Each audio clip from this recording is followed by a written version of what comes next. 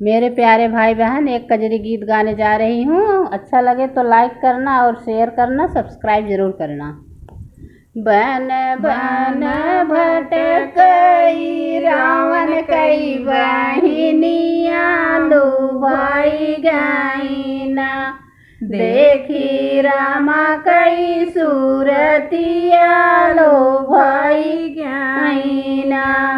देखी रामा कई सूरतिया, लो भाई गाइना। सुंदर स्वरूपवा सुनाई, सुपन खाकी आई गाइना। उन्हीं रामा के सामनवा की आई गाइना। वो तो राम के सामनवा की आई गाइना। तोहरे समान नाम नाही, पुरुषवा हमारे जैसे न्या। नाही पौब दुलहिनिया, हमारे जैसना। नाही पौब दुलहिनिया, हमारे जैसना। बन बन भटकई रावण कई बहिनिया, लो भाई गाइना। देखी रामा कई सूरतिया, लो भाई गाइना।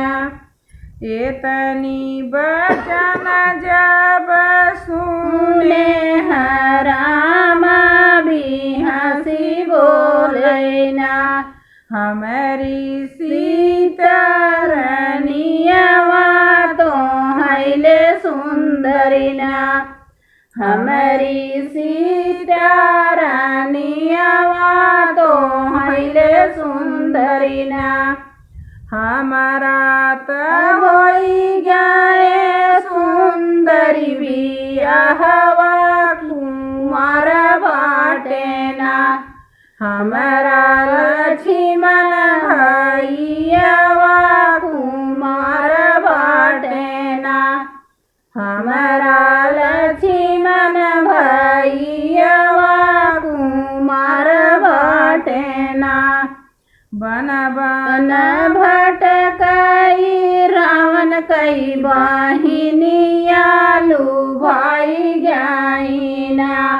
देखी रामा कई सूरतिया, लो भाई गाइना।